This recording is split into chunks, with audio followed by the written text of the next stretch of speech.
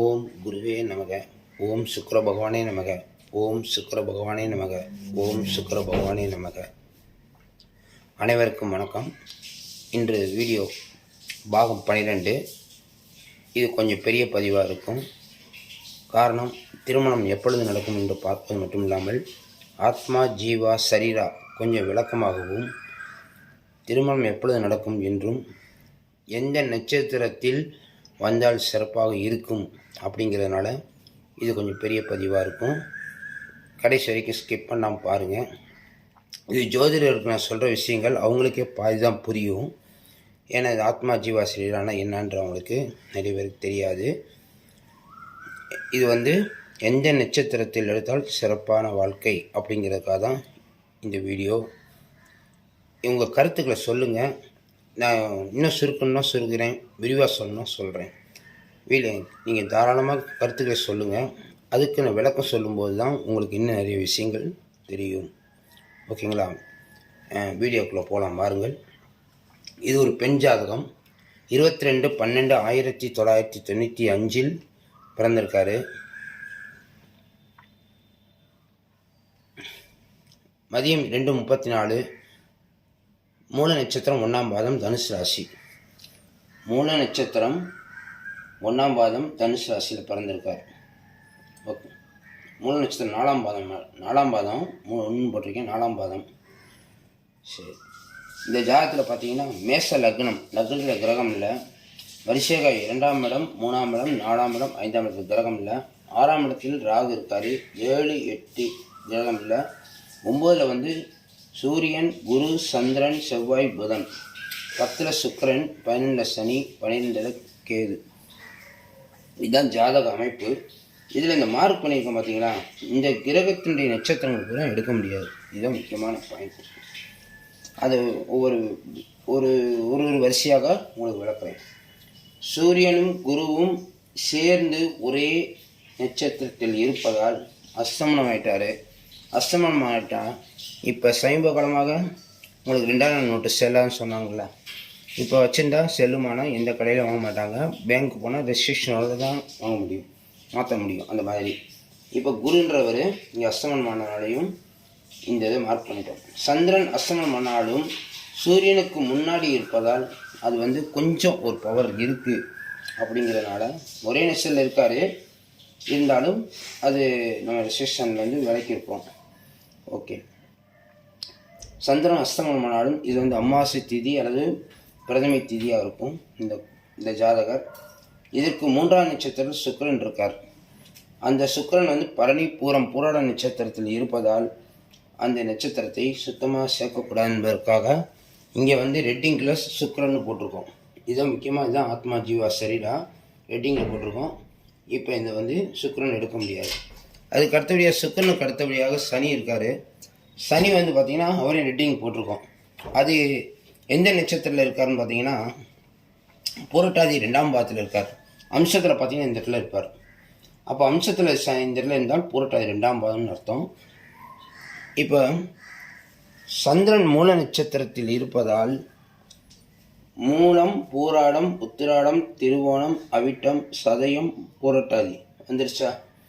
இந்த புரட்டாதி 2ஆம் பாதத்தில் சனி இருப்பதால் 7வது நட்சத்திரமாக வருவதால் சனியும் மார்க் பண்ணிட்டோம். இதுக்கு பூசம், அனுசம், உத்திரட்டாதி நட்சத்திரம் எடுக்க முடியாது. அதுக்கடுத்து கேது ஏன் பண்ணியிருக்கோம், அவரே ஜென்ம நட்சத்திர அதிபதியாகவும் இருக்கார். அப்படிங்கிறதுனால இது ரேவதி 4ஆம் பாதம். ரேவதி 4ஆம் பாதம்னு சொல்லும்போது அது ஜோதிடத்தில் ரொம்ப ஜோதிடருக்கு தெரிஞ்சிருந்தால் அவங்களுக்கு ஒரு பாராட்டுக்கள். தெரியலைன்னா இது தெரிஞ்சுக்கோங்க. இதை பற்றி உங்கள் குருநாதர், உங்கள் ஜோதிட குருநாதர் கேளுங்க. ரேவதி 4ஆம் பாதத்தில் இருந்தால், ஒரு கிரகம் இருந்தால் என்ன செய்யும் அப்படின்னு அவங்கள்ட்ட கேளுங்க. ஓகேங்களா? சரி. ஏன்னா இது பப்ளிக் வீடியோவும் இருக்குது, எல்லா தரப்பு மக்களும் பார்ப்பாங்கன்றக்காக தான் நம்ம அந்த விஷயத்துக்கு போகலை. நம்ம பார்க்குற விஷயம் திருமணம் எப்போ நடக்கும், எந்த நட்சத்திரம் இருந்தால் விரைவாக திருமணம் நடக்குன்றது தான் இது பார்க்குறோம். ஓகேங்களா? சரி.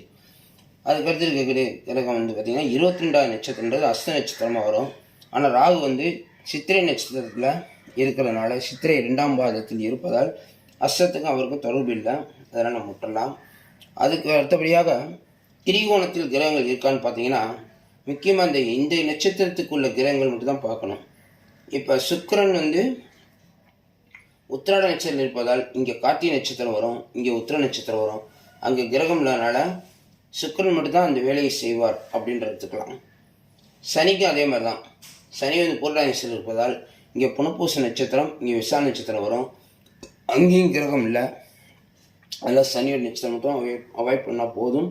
இப்போ இது வரைக்கும் சுக்கிரன், சனி, கேது, குரு 4ஐயும் விளக்கிட்டோம். மிச்சம் இருக்கிறது இந்த 3 4 கிரகம் மட்டும்தான். 5 கிரகம் இருக்குது: செவ்வாய், புதன், சந்திரன், சூரியன், ராகு. இப்போ ஆத்மா ஜீவா சரீராவுக்கு போகலாம். இப்போ இந்த ஜாதகத்தில் தேவையில்லாத கிரகத்தை தூக்கியாச்சு. ஆத்மா ஜீவா சரீரா என்றால் சூரியன் முதல் எடுக்கும். சூரியன் எடுத்திங்கன்னா சூரியன் கேதுவுடைய நட்சத்திரத்தில் இருக்கார். இங்கே இருந்தால் மூல நட்சத்திரம் 2ஆம் பாவத்தில் இருக்காருன்னு அர்த்தம். அந்த கேது புதன் விசாரம், இது ஜென்ம நட்சத்திர அதிபதி அப்படிங்கிறதுனால இது ஒரு பாயிண்ட் எடுத்துக்கலாம். ஆனால் இப்போ முக்கியமாக பாருங்கள், இந்த ஜாதகர் கேது, அந்த கேதுக்கும் சூரியனுக்கும் நடுவே இப்போ ராகு இந்த இடத்துல வந்துட்டுருக்காரு. இன்றைக்கி தேதியில் கோச்சார ராகு எங்கே இருக்காருன்னு பார்த்தீங்கன்னா 27 டிகிரியில் போயிட்டுருக்காரு. இது 29 டிகிரியில் இருக்குது. அப்போ உள்ளே வந்துட்டார்னு அர்த்தம். அப்போ சூரியன் பொதுவாக இப்போ ஒவ்வொன்றுக்கும் சொல்கிறோட மொத்தமாக சொல்லிடுறேன்.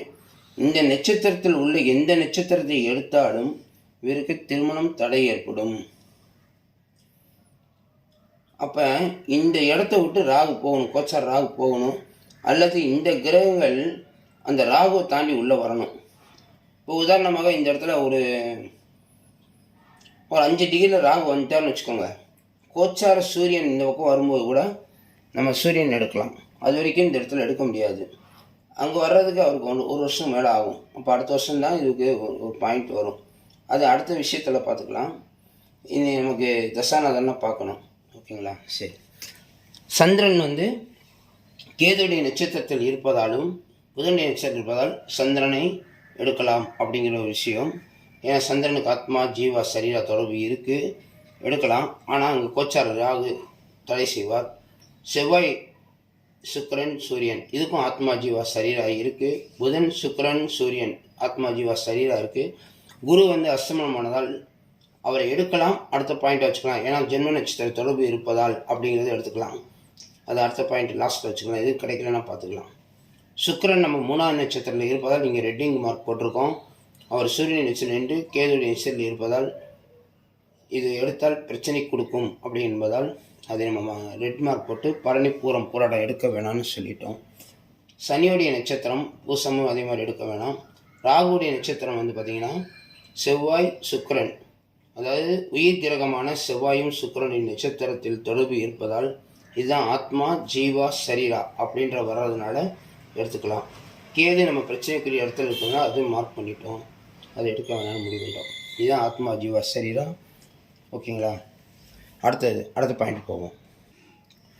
இப்போ ராசியில் உள்ள கிரகத்துக்கு ஒவ்வொரு கிரகமும் 3ஆவது நட்சத்திரம், 7வது நட்சத்திரம், 22வது நட்சத்திரம், அப்புறம் இது ஒரு பிரச்சனைக்குரிய நட்சத்திரம்லாம் பார்த்தோம். அஸ்தமன நட்சத்திரம் பார்த்தோம். இது வரைக்கும் முடிஞ்சது. அந்த பகுதியில் ஆத்மா ஜீவா சரீரா பார்த்தாச்சு. இப்போ இவருக்கு திருமணம் எப்பொழுது நடக்கும் என்று பார்ப்போம். சந்திர திசை, சந்திர புத்தி, சனி அந்தரம் நடந்துகிட்டு இருக்கு. சந்திர திசை 8ஆம் மாதம் 33ஆம் வருடம் வரைக்கும், சந்திர புத்தி 8ஆம் மாதம் 8ஆம் தேதி 6ஆம் மாதம் 24 வரைக்கும், சனி அந்தரம் 2/2/24 வரைக்கும் இருக்குது. அதுக்கு பிறகு புதனுடைய அந்தரம் வந்துடும், அப்புறம் கேதுடைய அந்தரம் வரும். ஓகேங்களா? சரி. இப்போ சந்திர திசையில் திருமணம் செய்யலாமானா லக்னத்துக்கு 9ஆம் இடத்தில் இருக்கிறாரு. அவர் 4ஆம் வீட்டு அதிபதி.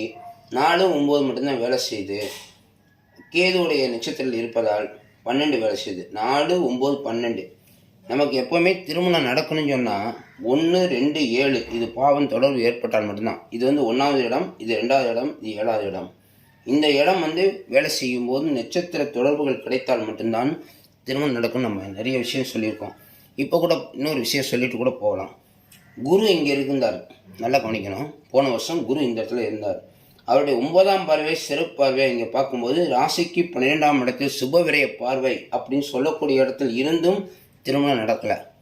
சரி, போன வருஷம் அதாவது 2023 ஏப்ரல் மாதம் 29 குரு பயிற்சி ஆனது. மேச ராசியிலேருந்து சந்திரனை பார்த்துக்கிட்டு இருக்காரு. அப்பையும் திருமணம் நடக்கலை. இதுதான் விஷயம். இங்கேருந்து 7ஆம் பார்வையாக களத்திர ஸ்தானத்தையும் பார்க்குறாரு, இங்கேருந்து சந்திரனையும் பார்க்குறாரு. திருமணம் நடக்கலை. குரு பார்த்து குருபலன் கிடைச்சியே திருமணம் நடக்கலைன்னா அப்போ எது வேலை செய்யுது? இந்த தசாபுத்தி அந்தரம் தான் வேலை செய்யுதுன்றது முதல்ல முடிவை தெரிஞ்சுக்கோங்க. இது பப்ளிக்கில் உங்களுக்கு தெரியாது, ஜோதிடர் நீங்கள் பார்க்குறவங்க புரிஞ்சுக்கோங்க, ஓகேங்களா? அப்போ தசாபுத்தின்றது இப்போ தான் 8ஆம் மாதம் 23 ஆரம்பித்து போயிட்டுருக்கு. அப்போ அடுத்து பார்த்திங்கன்னா நமக்கு இங்கே செவ்வாய் சுக்கிரன் இது கனெக்ட் ஆகக்கூடிய நட்சத்திரத்தில் வந்தால் திருமணம் நடக்கும். திருமணம் நல்லா இந்த பாயிண்ட்டை நோட் பண்ணுங்கள்.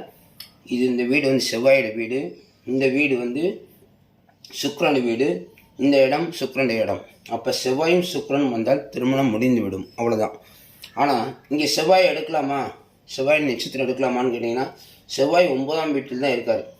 இந்த இடத்துக்கு 2ஆம் இடம். இது முக்கியமாக இந்த 9ஆம் இடத்துல இருப்பது பெரிய விஷயம் இல்லை. 9 தான் பாக்கியஸ்தானம், பொருளாதார ஸ்தானம், இவ்வளவோ கிடைக்கும்.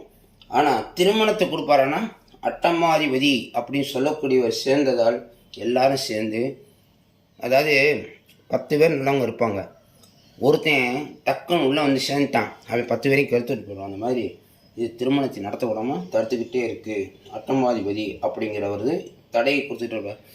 எப்படி தடையை கொடுப்பாருன்னா, இந்த பையன் வேலையில் இப்படி தான் இருக்கான், வேறு ஜாதகம் பார்க்கலாம் அப்படின்ட்டுருவாங்க.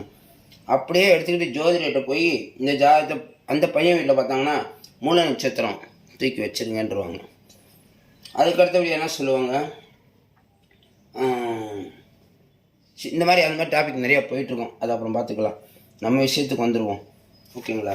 ஆத்மா ஜீவா சரியாக பார்த்துருக்கோம், இது செஞ்சுட்டோம், ஓகேங்களா? இப்போ ஒவ்வொரு கிரகத்தையும் பார்த்துட்டோம். இந்த இடத்துக்குள்ளே இருக்க கிரகங்கள் அனைத்தையுமே தடை செய்யும் சொல்லிட்டோம். இப்போ எடுத்தால் மிருகசீரிஷ சித்திரை அவிட்ட நட்சத்திரம் எடுக்கணும்னா இப்போ செவ்வாய் இந்த இடத்துல இருக்கார், ஜாதகத்தையும் இங்கே தான் இருக்கார், கோச்சாரத்தில் இங்கே தான் இருக்கார், சந்திரன் மேலே தான் போயிட்டுருக்காரு. இப்போ இங்கே ஒரு 1.5 வருஷம், 1.5 மாதம், 1.5 மாதம், இங்கே ஒரு 1.5 மாதம், இங்கே ஒரு 1.5 மாதம், 6 மாதம் கழித்து செவ்வாய் இங்கே வருவார். இந்த ராகுவை தாண்டுவார். தாண்டும்போது ஜென்ம நட்சத்திர தொடர்பு கூட கிடைக்காது. அப்போ இதையும் தாண்டணும், இங்கே வரணும். வரும்போது லக்ன தொடர்பை தருவார். அந்த காலகட்டத்தில் 7 மாதம் கழித்து சுக்கிரன் மேக்சிமம் இங்கே வந்துடுவார்.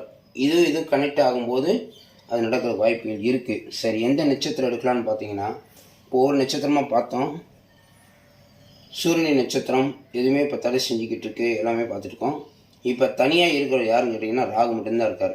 ராகுடைய நட்சத்திரம் தான் திருவாதிரை சுவாதி சதயம். திருவாதிரை சுவாதி சதயம் நட்சத்திரம் ராகுடைய நட்சத்திரம். அவர் தனியாக இருக்கார், யாருடைய தொந்தரவு இல்லாமல் இருக்கார். அதனால் அந்த நட்சத்திரத்தில் பிறந்தவர் வந்தால் கணவனாக வருவார், வர முடியும் அப்படின்னு நம்ம கொடுத்துருக்கோம். இந்த பாயிண்ட் உண்மையாக இல்லையான்னு பார்த்தீங்கன்னா, எடுத்தாங்கன்னா அடுத்த மாதமே கல்யாணம் வச்சிடலாம். ஏன்னா நம்ம என்ன சொன்னோம், இங்கே 1ஆம் இடம், 2ஆம் இடம், 7ஆம் இடத்துக்கு தொடர்பு வேணும்னு சொல்லியிருக்கோம். அந்த தொடர்பை கொடுக்குறவர் இந்த ராகு மட்டும்தான் அப்படிங்கிற ஒரு விஷயமும், இந்த ஜாதகருக்கு ராகு அந்தரம் வரக்கூடிய காலகட்டத்திலோ அல்லது அந்த வரக்கூடிய பையன் ஜாதகத்தில் தொடர்பு இருந்தால் கண்டிப்பாக திருமணம் முடிஞ்சிடும். காரணம், ராகு நட்சத்திரம் வர்றவர் வந்தால் செவ்வாய் சுக்கிரன் அப்படின்னு இங்கே சேர்ந்துருக்கு பார்த்தீங்களா, இதுதான் முக்கியமான பாயிண்ட்டு, சுட்சமான பாயிண்ட்டு. அப்போ தொடர்பு கிடச்சி விரைவில் திருமணம் நடக்கும், அது ஒரு பாயிண்ட்டு.